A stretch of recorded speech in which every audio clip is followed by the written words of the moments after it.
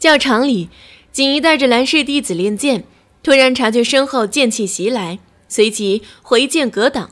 等他转身之后，背后的蓝氏弟子都在认认真真的练剑，并没有人在背后恶意搞偷袭。难道刚刚的剑气是自己的幻觉吗？锦衣手握佩剑，四下打量了一番，刚要松一口气继续练剑，就感觉一阵带有冰雪寒意的剑气迎面而来，不是幻觉。锦衣身体后仰，以脚尖为轴，贴地急转，将灵力贯穿剑身，一道银色的剑芒斜着飞了出去。靠！随着某人特有的嗓音响起，一张凭空多出的符篆将锦衣银色剑芒打得瞬间溃散。魏前辈！一听到魏婴的声音，众少年都停了下来，四下寻找着魏前辈的身影。别看了，隐身呢。你们这些人，只有锦衣连续躲过我2次偷袭。你们回去之后，看一下衣服上有几处剑痕。我这还是用的碧尘，若是用随便的话，估计你们一剑都躲不过。还是那一句话，打铁还需自身硬，没有人会随时随地保护在你们身边。虽说遇到解决不了的问题，可以发信号等待长辈的支援，但是支援也需要时间，你们要有足够的实力，才能坚持到长辈赶到的那一刻，懂吗？是。一众少年垂眉敛目，面红耳赤的低头看着自己的脚尖。魏前辈说的对，若是隐身，或者是趁着黑暗出现在身边，他们真的没有完全躲开的能力。是他们不争气，魏前辈一定生气了。记住，骏马自知前程远，无需扬鞭自奋蹄。是。时间1分1秒的过去，教场上鸦雀无声。锦衣哥哥，你们在干嘛？罚站呢？小团子驾驭着碧落，在教场门口呼啸而过，不一会儿的功夫又转悠回来，绕场1周之后，停在锦衣的面前。魏前辈在教导我们。这里哪有大宝宝？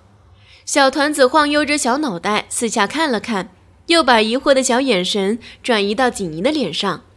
他家大宝宝明明在藏书阁和阿爹在一起，怎么会出现在这里呢？在藏书阁看着阿爹那张天姿国色的脸，不香吗？干嘛要来教场看锦衣哥哥他们呢？虽说锦衣哥哥长得也好看，可是和自家阿爹比起来，还是有很大的差距，好吗？不过锦衣哥哥比较好玩。锦衣哥哥，大宝宝都走了，你们还要罚站吗？你怎么知道？魏前辈已经走了。魏前辈在隐身的状态之下，小团子也应该看不到他吧？蛇社说的。小团子抬手拍了拍脚下老老实实呆着不动的碧落，言下之意不言而喻。若是大宝宝在这里，这一条喜欢撒娇又爱粘人的蛇早就缠上去了，怎么会乖乖待在自己的身边呢？雅室里，蓝老先生扭头看着身边乖乖读书的3个小娃，再瞅一眼那个空荡荡的小暗记，奈何又宠溺地摇了摇头。那个小家伙屁股底下仿佛长了刺一般，总是千方百计想要溜出去玩，好在功课并没有落下。突然，蓝老先生感觉自己脚上一沉，紧接着一团肉乎乎沉甸甸的小东西就拱进了怀里。眼睛看不到，可凭借肌肉记忆，蓝老先生还是稳稳地抱住了他家肉嘟嘟的小家伙。爷爷，团子喜欢你。一个自带阴笑的香吻落在脸颊，让蓝老先生瞬间眉开眼笑，胡子都跟着一翘一翘地传达他内心的喜悦。庆幸听到动静，瞪着一双黑白分明的大眼睛，一脸不敢置信地看着2条胳膊空悬、笑得胡子乱颤的蓝老先生。哥哥，爷爷怎么了？庆幸暗戳戳地扯了一下蓝彻的衣袖，示意他跟自己的视线看过去。此时蓝老先生正在和他心尖尖上的娃抵着额头，摇头晃脑的玩得不亦乐乎。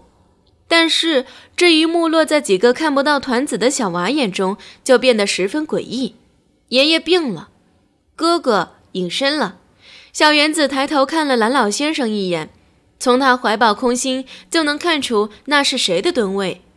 看爷爷的反应也知道，除了自家哥哥，不会有别人。